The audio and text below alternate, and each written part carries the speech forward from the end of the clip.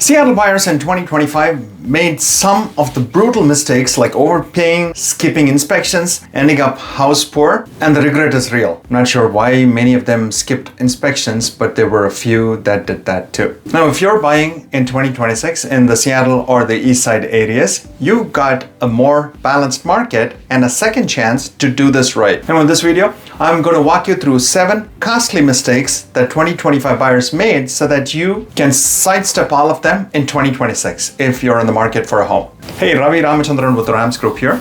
My wife, Sijy, and I help buyers, sellers, and especially relocating families make smart moves in the Seattle and Eastside areas. If you are planning to buy this year, whether you're local or relocating, this video will save you a lot of money and stress. Now, I am going to call out 7 specific mistakes buyers made in 2025 and what you should do differently in 2026. First is chasing any house instead of the right house for you. And we saw many buyers make this. Because of the low inventory situation, they were chasing any house instead of finding the right house that they would later regret. So you don't be that buyer. Now in 2025, inventory was still tight, as we know, in many Seattle area segments, and buyers panicked, grabbing whatever popped instead of sticking to their priorities. That actually led to people compromising on commute, schools, or layout just to get in, and now are feeling stuck. And that remorse is real. In 2026, you have a bit more breathing room, so use it to focus on the right fit, not just winning.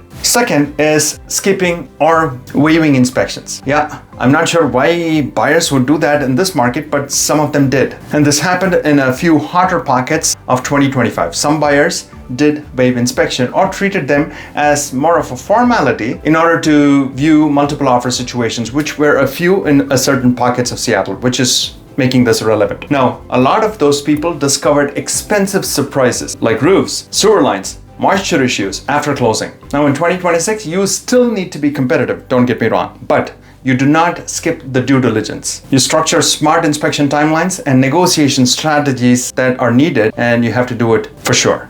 And the third is totally ignoring the monthly cost. Now, this is just not the mortgage that we're talking about. I'm talking about the full monthly cost of ownership of the home. Now, in 2025, many buyers focused on the principal and interest number and glossed over the property taxes, insurance, and utilities, as well as maintenance. Add Seattle area tax and insurance trends, plus higher cost of living, and some 2025 buyers ended up way closer to being house poor than they expected. Now in 2026, you have to build up your budget around the full monthly burn, not just your mortgage quote, if that makes sense. And fourth was overestimating their comfort with the commute and location. Can I share a secret? Seattle's traffic is brutal. No, really. Yeah. Many of them overestimated commute tolerance and location trade-offs when they decided to find a home that they wanted to buy. Now in 2025, a bunch of people said, I don't mind driving 40 minutes if it means getting a bigger house, and they really hit traffic on I-5, 405, and the bridges, which is not a joke. Now others underestimated how much they'd miss walkability or being near their community, schools and activities, if you will. But in 2026, you have to be brutally honest about how you live Monday through Friday, not just what looks good on the map. Now, fifth, we saw this time and again, writing offers with sloppy terms or unclear terms. In 2025, with low turnover and buyers being edgy, a lot of contracts in Seattle fell apart over timelines, contingencies, and missed deadlines. Now, misaligned closing dates, unclear inspection expectations, and weak financing timelines caused real deals to die, or they even cost buyers the levers they had. Now, in 2026, you win by pairing a strong price with tight, clean terms that give sellers confidence that you will actually close. Now let's look at number 6, which is believing national headlines over local data. They could be night and day difference sometimes. Now headlines, as we know in 2025, bounced between crash coming and inventory crisis, and that whiplash actually froze a lot of buyers. Meanwhile, local data showed a more nuanced picture, kind of flat to modest price changes, longer days on market. However, all that said, good homes did move fast. In 2026, on the other hand, you cannot make decisions based on national clickbait news. You need local stats and neighborhood level reality. 7th, going in without a clear plan and try to see if we wing it, let's see what sticks kind of approach. Don't do that. In 2025, many buyers got pre-approved, started touring homes, and then try to figure it out on the fly, leading to both decision fatigue and missed opportunities. Now, the people who did best had a plan.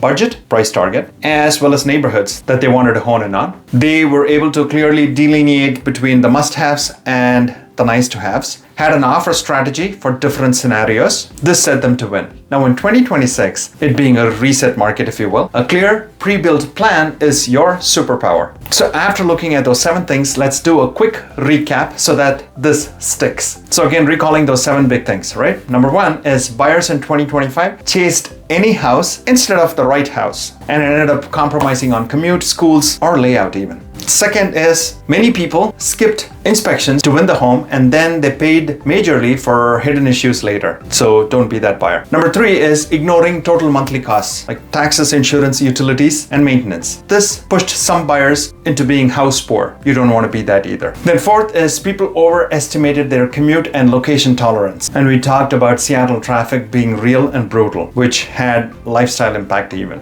Sloppily written offers with terms missed, contract details not adhered to, causing deals to die or lose leverage. Next, we talked about trusting national headlines instead of local Seattle and Eastside data, which led to bad timing and analysis paralysis, if you will. And then we went on to this biggie, which is shopping without a clear plan, no definite budget, areas to hone in on, or an offer strategy. So these were the points that I wanted to recap. Now, all that said, here's your call to action. If you are buying in Seattle or Eastside in 2026 and you want to avoid the mistakes that 2025 buyers made, just don't wing it. That's what I would say. So call, text, direct message me, or grab a spot on my calendar and we'll build a custom Seattle Eastside buyer game plan specifically for you. We'll take your budget into consideration, look at the neighborhoods, your timelines, and an offer strategy that'll help you win and buy with confidence instead of just having buyer remorse later. And if you want more straight talk videos like this